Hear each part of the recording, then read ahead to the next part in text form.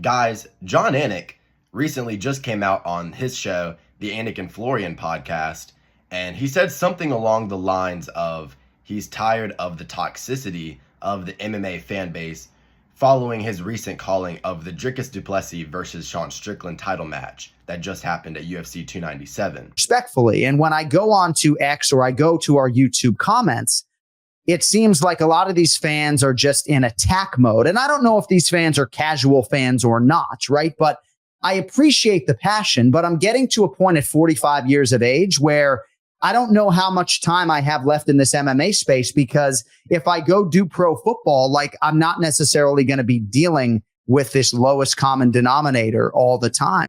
Now, he got a lot of backlash on social media and things along these lines for favoring Dricus having the decision over Sean. And he made that comment because I guess he was just tired of, getting hate for some of his, opinions on how decisions should go. And he said that he doesn't know how much longer he has in this MMA space because of it.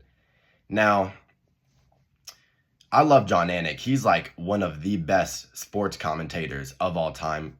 Absolutely excellent professional. Adds a lot of value to every single UFC card that he is on. Very knowledgeable about the sport. He's been doing it a long time as well. He's one of those faces that we've come to love and recognize in the sport of mixed martial arts. But my opinion on this take of his is, you're not in the NBA, you're not in the NFL, you're not in the MLB, you're not in the Premier League or La Liga or any professional soccer league where positivity and completely never excluding anybody is 100% always upheld, basically in every other sport except mixed martial arts. Now, mixed martial arts, in its essence, it's a fight, it's a conflict. The entire business, every single UFC card that you tune into is because you want to see conflict and conflict resolution. Everybody says that they want to see the punches and the kicks and whatnot, but that's the real reason why we tune in. And I just don't understand why he is hating on such a big part of the culture in the sport. Now, I don't think that we need to, be racist, sexist, all the ist words and everything like that. I'm completely against all of that. But I'm talking about negativity in the MMA community. Hating, trolling online, things along these lines, I think are completely acceptable because it's what builds a lot of the MMA culture and the passion that people have for the sport and a lot of the humor that goes into the sport as well. Everybody loves seeing the comment section after one of the favorite fighters that they have wins against some fighter that they don't like, and they get to read all the comments from the opposing fan base. Every single fight fan loves that. And you're lying to yourself if you say you don't. It is just a really big part of the MMA community, and the banter that goes around adds a lot to the sport. A perfect example of this is the trolling and the, hatred in the comment sections that went on between Alex Pereira fans and Israel Adesanya fans before their two fights in the UFC. And then afterwards of each of the fights, the fans being able to troll each other after one of the other fighters got knocked out and them getting proved right. That's what all of the fans love to be able to do in this sport.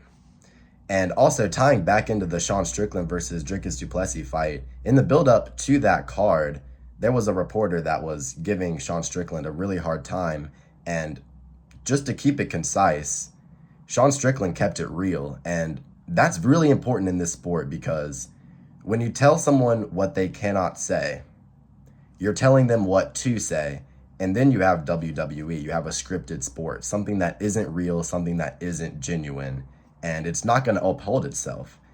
The authenticity that is in the MMA community is what makes it so close-knit and such a great sport to be a part of.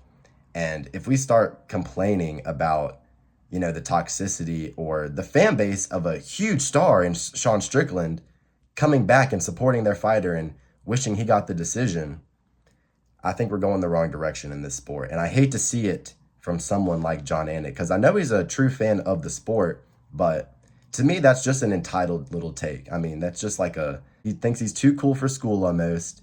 No one can question his opinion. You don't know how many small MMA YouTubers are out here getting absolutely flamed for their takes on a daily basis, but they don't complain because they have a passion for the sport. They understand that that's a part of it. I just think it's an entitled take from Jon Anik, and I really wish he didn't feel that way. If he has any type of foot out the door of the MMA community, I mean, I think you just have to make a decision. Like, you should just go if you're not completely passionate about it and entrapped in the culture of it, because that's a big part of the sport, whether you like it or not. That it's the fight game. It's not, you don't play fighting, and trash talk and trolling online is just a part of it. It's not like they're hating on him in any type of serious fashion. They're just telling him that they didn't agree with his take. But those are just my opinions on it. I love Jon Anik as a commentator. I hope he continues to commentate. But like, for me, that's like a dream job. Getting flown out to every single UFC pay-per-view and being able to commentate it. That is like my dream job. I would give anything to be able to do that. And I could just not imagine a world where I complain about someone not liking my take when I'm in that position. Thank you guys for watching the video, and have a great rest of your day.